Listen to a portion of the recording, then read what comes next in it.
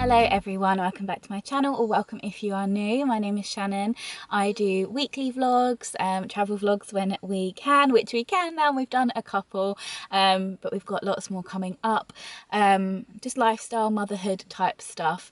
I don't normally film like a sit down video in the car, but I have driven to the shops and Buzz is sleeping, so I thought I would just let him carry on sleeping. And I've been trying to get around to filming videos at home, but Buzz doesn't really sleep at home except for at night, which is brilliant. He sleeps at night, he sleeps through the night. We're all very lucky here, but he doesn't really nap in the day, or if he does, it's like a surprise.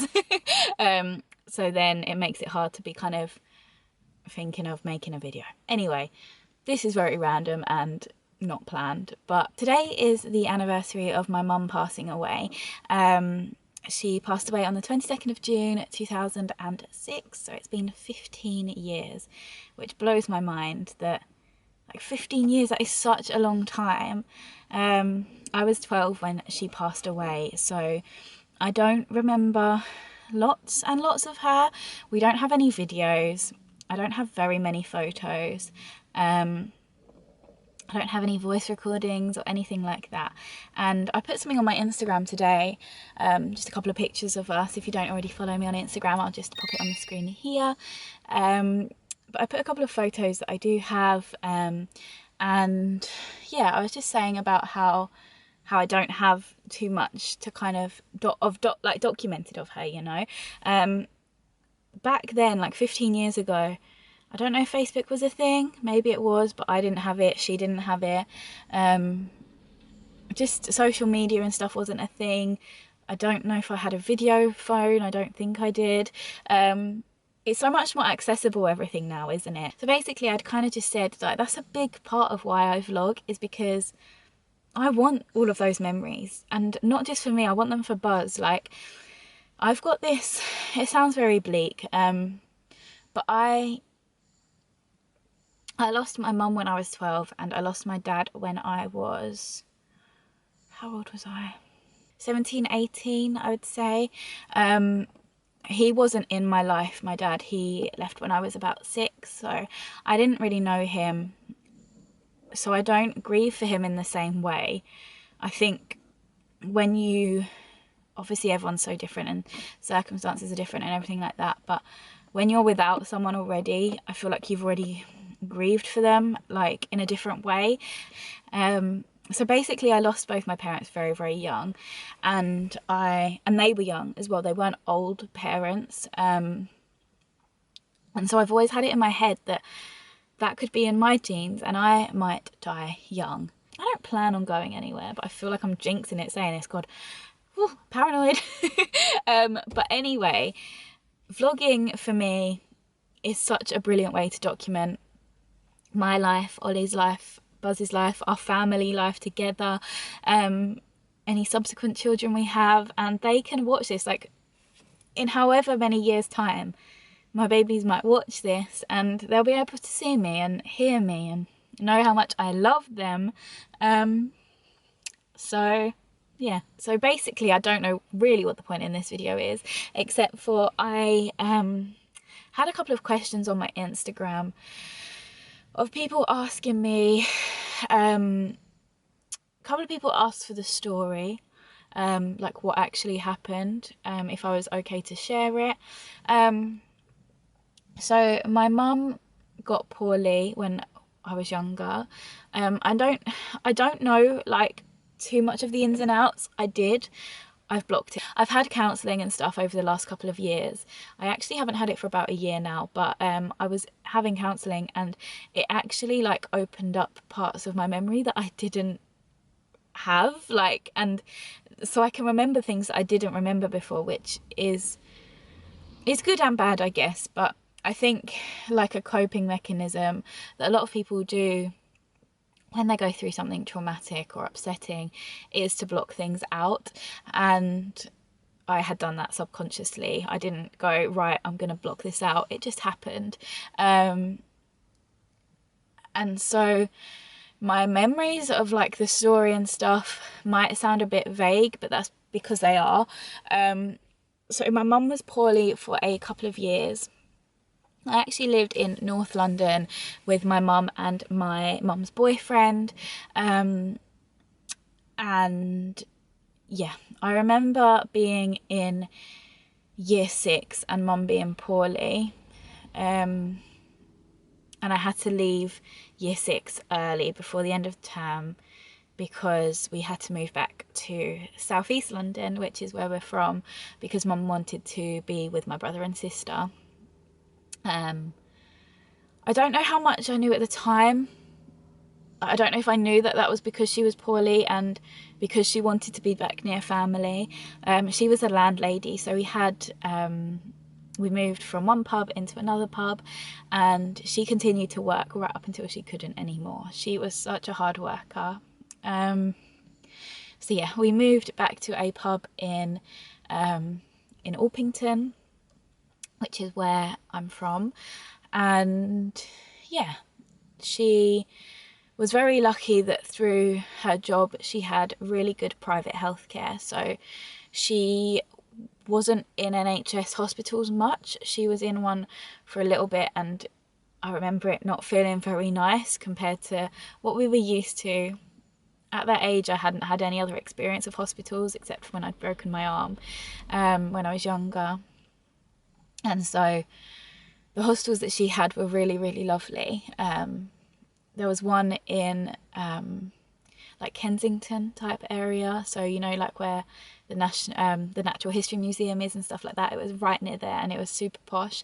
And I remember being in the lift going up to her room, and there'd be just like really rich people, and it was just, I don't know, like for a kid's eyes it's odd what I remember, you know. I remember the hot chocolate in the lobby, because we'd always get hot chocolate. And yeah, so she had her own room at these hotels, which was really lovely. One of them, she had like a massive balcony overlooking kind of London, like Wimbledon type area, I think it was. I think you could see Wimbledon, like tennis. Is it called a stadium? I don't know. But yeah, she had some really, really nice hospital rooms, like nicer than hotel rooms I've stayed in. And she was in and out of hospital a lot. I don't remember that happening. Like, I don't remember her being at home working and then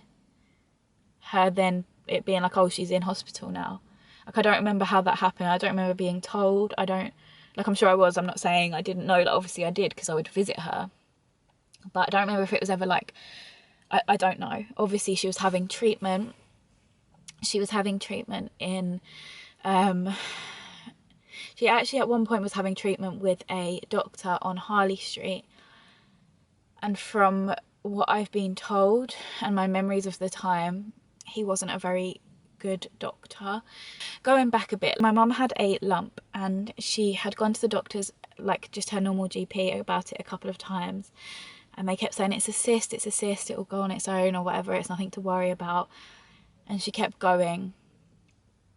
And then eventually they listened to her and they found out it was cancer. I don't know for how long it was delayed for, but there's always going to be that niggle in your mind that if they'd have just listened to her at the first time or the second time, then maybe she'd still be here. Because obviously with cancer you want to act fast, you don't want to let it spread. I don't know how long mum was at home for, but she was at home. We stopped living at the pub. We did have a family house that my brother and sister were living in, so we all just moved into there. I think my mum's boyfriend / my kind of stepdad figure carried on at the pub for a while. I think he was running it, I'm not really sure, but the house wasn't too far from there anyway.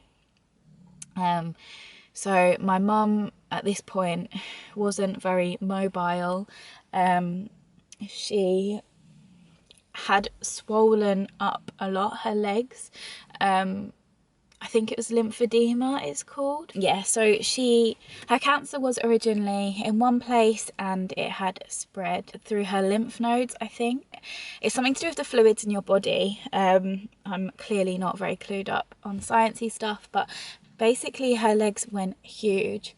You could hear the liquid in them, like you could hear it slosh. So we had like a dining area downstairs, so that got turned into her bedroom. There was a bed down there, and yeah, we had a hospice near us that sent nurses out, and they came and they helped with her dressings, and they, I think, helped with her medication and stuff like that. I'm quite a lot younger than my sister and brother, 10 years younger than my sister and 12 years than my brother, I think, so, or 13 years. So yeah, I was kind of not really involved with that kind of stuff, luckily for me, I guess. I was 12, I was just not really knowing really what was going on there. She had these like morphine lollipops. She'd just be sucking on these morphine lollipops. Like, how mad is that? Yeah, so she kept her spirits up, I think, from what I can remember. She would get fixated on things. And there's one thing that, like, if I'm ever asked about my biggest regret, it is so silly, but also so, like, I'm so cross at myself for it. I remember once I got home from school and I was sat watching telly, and she came down to the living room from the dining room bit, which is like it was literally like joined to each other, and she asked if I wanted to make Play-Doh. And me, being my sassy, attitudey 12-year-old self, was like, why would I want to make Play-Doh? I'm 12. Thinking I was such a big girl. Why would I want to make Play-Doh? And I can't really remember her reaction. But my mum was a sensitive little bean, just like me. And I just remember her not being very happy. And I just wish I'd played Play-Doh and made Play-Doh with her. Because she obviously felt like she wanted to do that. She had the energy. She thought I would enjoy it. And I would have. Why did I not? Why would I rather sit there watching Zoe 101 or whatever I was watching? Like, I was so oblivious. I didn't know how little time I had left with her. And yeah, that bothers me, that I didn't do that. So guys, if you ever have a situation where a loved one does ask something, you know, if they're poorly, or maybe just do it sometimes. Maybe just do things that they would like to do. Because yeah, I wish I did. I carried on going to school all through it. I don't remember having days off, really. Yeah, we had these carers that would come, or, you know, not hospice nurses, and I don't know for how long it was. I don't know if it was a day or a couple of days, I don't know. But Mum stopped talking and she wasn't really there. I remember at one point she had a really dry mouth, and I remember my sister like giving her cucumber and stuff, like, because she didn't want to eat, and trying to give her stuff that was like juicy, you know. It's weird that I remember things like that, but I don't remember other things. I don't remember the last thing I said. I don't remember the last conversation I had with her. I know that she had a conversation with my sister and my brother about, like, what she wanted from, like, I think at that point she'd accepted she was gonna die. But I don't remember.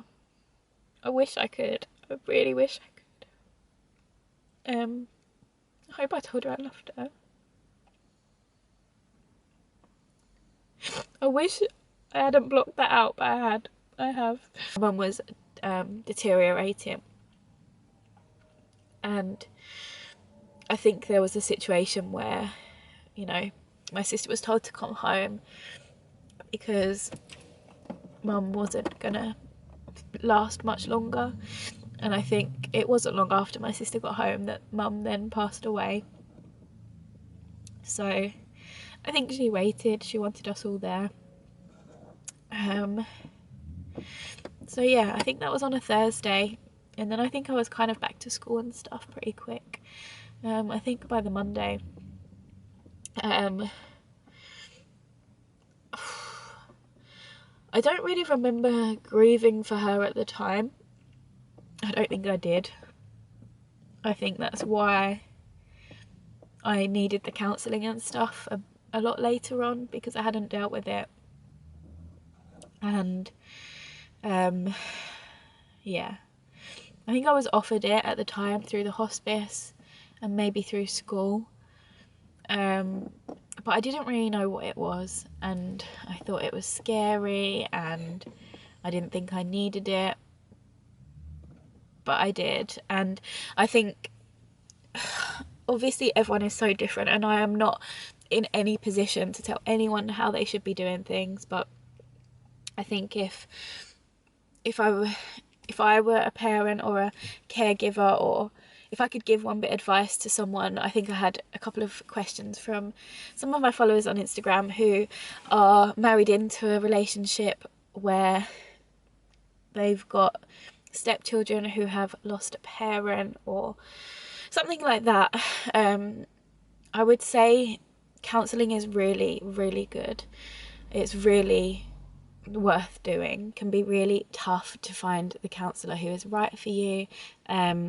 So especially for children, I think it could probably be quite difficult to get them to go to see someone. And then if they have a bad experience with one, it can obviously just throw them off. I saw a couple of different counsellors before I found the one that worked for me. Yeah, like if there's an opportunity to maybe go to one together, depending on the age really, and depending on the kind of character they are, but I really wish I had gone to counselling when I was younger, absolutely. If the child or whoever doesn't want to, or yourself, or, you know, whoever this is reaching, if you don't want to go to counselling, then please just make sure you've got a good support around you, someone who you can talk to and really talk to, and who can, you know, help you and listen and hopefully give you a little bit of good advice. I think for me, I really found a lot of comfort in acting and drama and all of that stuff at school, and I managed to channel a lot of my emotions into that, and that gave me a massive confidence boost too. So whatever it is, I think just, you know, whether it's a sport or something where you can kind of channel a lot of that energy into, you know, if you can have access to counselling, I really, really would recommend it. Okay, so this is just a weird little cut-in bit because I have just been thinking about kind of what I said and stuff, and because it was also like off the cuff and just like, you know, just not planned or anything, I didn't want to come across like privileged. I know that counselling is something that is really, really super hard to get hold of, really. When my mum was with a hospice, I believe the hospice offered counselling. My school also did a service, and I believe the NHS would as well. So I don't believe you have to pay for therapy. There are wait times, obviously, depending on whereabouts you are in the country or in the world. I know it's not as accessible as it should be. When the NHS funded therapy ran out, I was seeing my counsellor through a charity who worked alongside the NHS, and I was able to continue seeing them on a donation basis. So I paid a donation for every session. It could have been as much or as little as I wanted or as I could afford, so that was really brilliant of the charity. So there's definitely help out there.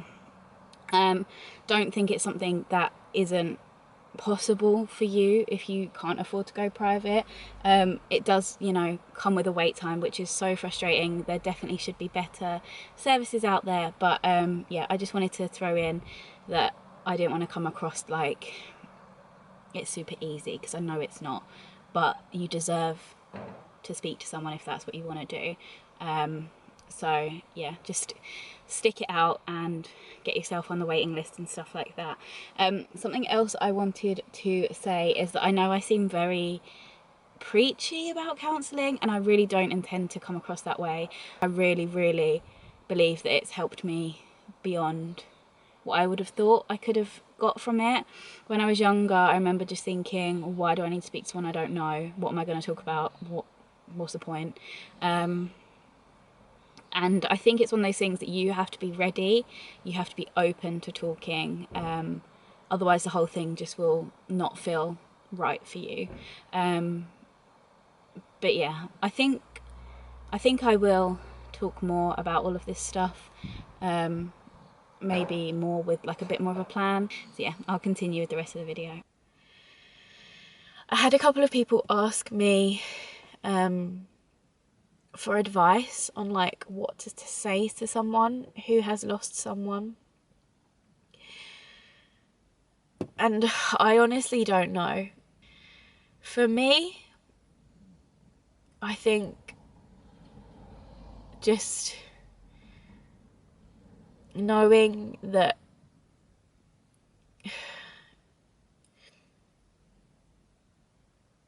I think for me, just knowing that whatever I was feeling wasn't weird.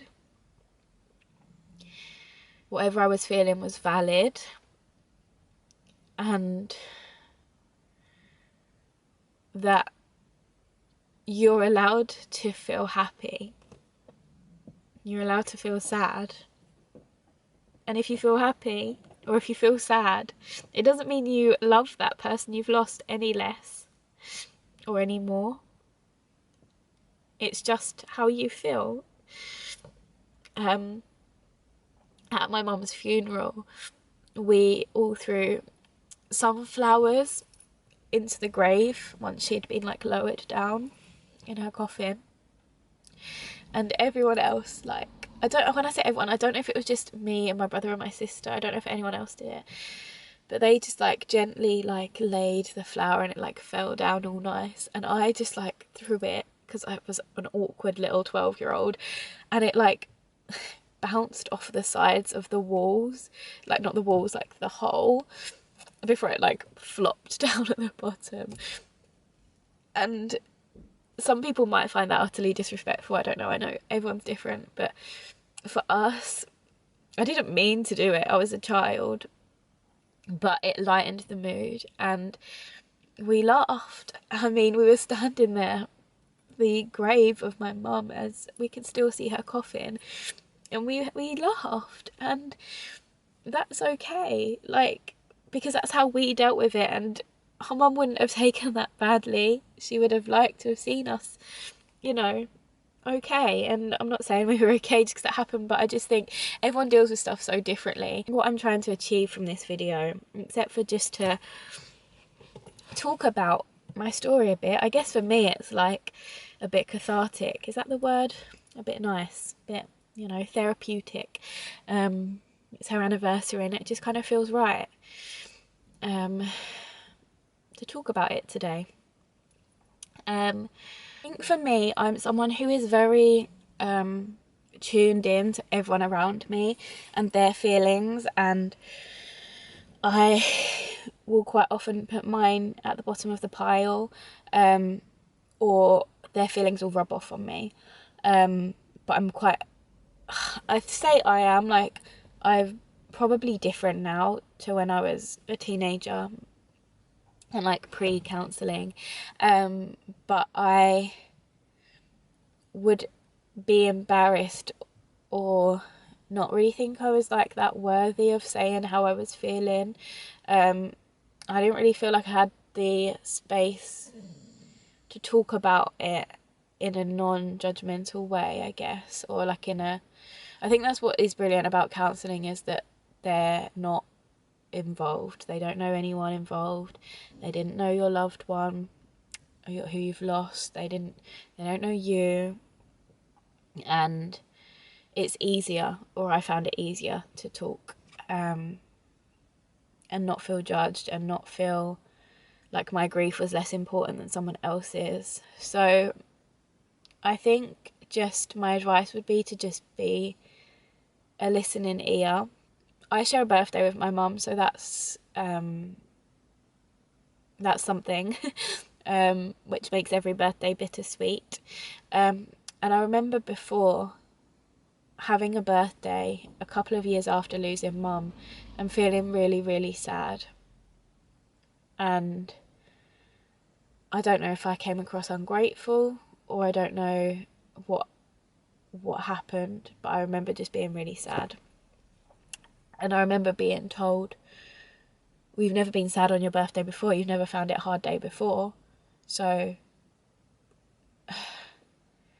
basically just, I guess, insinuating that I was like attention seeking or putting it on, and that wasn't the case at all. Sometimes things hit different. Like, I was 12 when it happened. As I got older, I was more aware of like the kind of the seriousness of the fact that I was never gonna share a birthday with my mum again. Like, we were never gonna blow out a birthday cake together again. And just because I hadn't been sad the year before didn't mean I wasn't allowed to be sad that next year. Grief comes in waves. And I've read a quote before. Let me see if I can find it. As for grief, you'll find it comes in waves. When the ship is first wrecked, you're drowning, with wreckage all around you. Everything floating around you reminds you of the beauty of the ship that was and is no more. And all you can do is float. You find some piece of the wreckage and you hang on to it for a while. Maybe it's some physical thing. Maybe it's a happy memory or a photograph. Maybe it's a person who is also floating. For a while, all you can do is float. Stay alive. In the beginning, the waves are 100 feet tall and crash over you without mercy. They come in 10 seconds apart and don't give you time to catch your breath. All you can do is hang and float.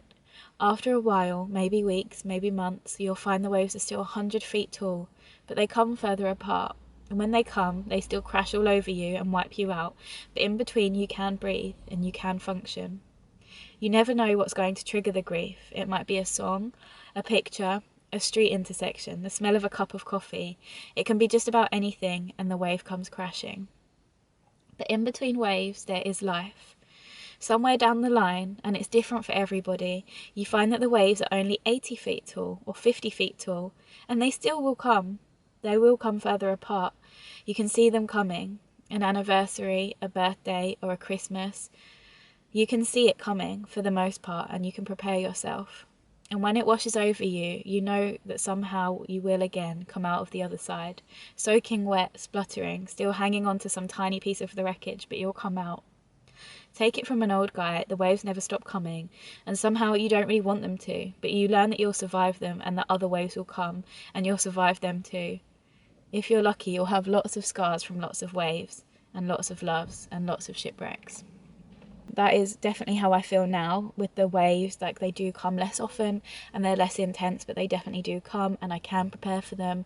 Like days like today, I knew it was coming and I feel okay. I've coped with it. Like, that's right now, it's midday, I've still got the rest of the day. It might hit me tomorrow, who knows. But when I was younger, I felt like maybe I didn't, like I said, I was back at school. It didn't sink in. I don't know at what point it hit me that I had lost my mum.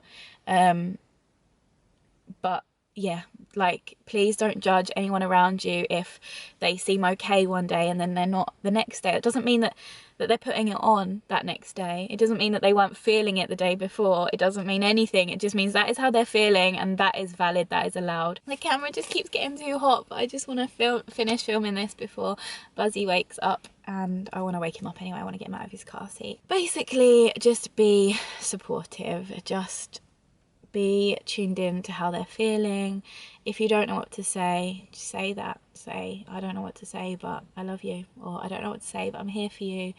I don't know what to say, but I can listen. I've had a message asking how you can carry on without feeling guilty.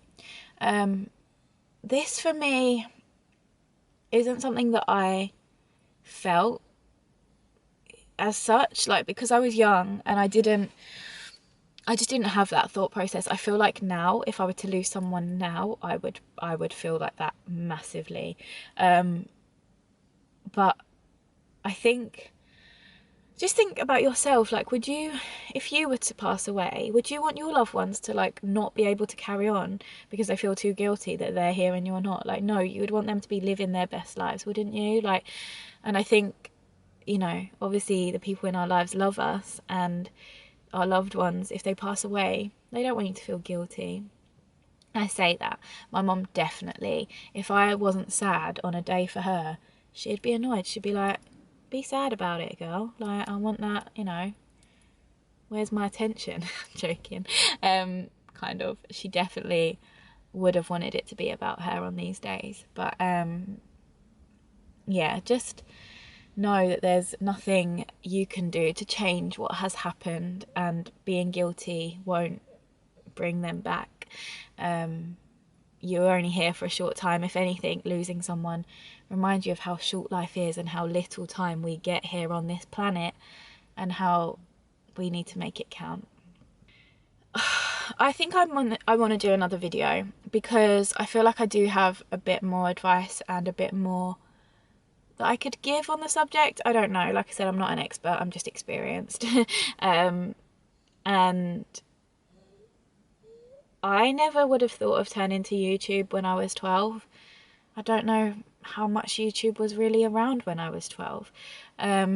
Not for like this kind of thing anyway, or at least if there was, I definitely didn't see it, and it could help. Like, so yeah, if anyone's got any questions or specific things that you want to ask, whether it's about my situation, my mum's situation, counselling, growing up without a parent, how you can speak, you know, like how you can support people and stuff, just let me know and I will maybe do a part 2 or something like that. But I don't know, this was very unplanned. Like, I had it in my mind and I popped on my stories yesterday that I might do a video talking about it, but I didn't think it would be in the car park of Bluewater the next day. I was thinking in like a month's time. So yeah, very unplanned and very probably a bit of a mess, but I'm gonna go because I want to get Buzzy out of his car seat and give him his bottle and stuff like that. So yeah, I hope this has made sense and I hope it has been a bit helpful. If not, it's been helpful for me because I think it's good to talk about stuff. And yeah, feel free to ask any questions in the comments below, or you can send me a DM if you don't feel comfortable putting it on the comments. But yeah, I will speak to you very, very soon. I will have a weekly vlog going up this weekend, and yeah, I hope you are all doing well. And if you've lost a loved one and you find anniversaries and things hard, no, you're not alone. Bubba's waking up. Gotta go. Thank you so much for watching, and I'm sending you lots and lots of love. See you soon. Bye. Mwah. I just wanna love you.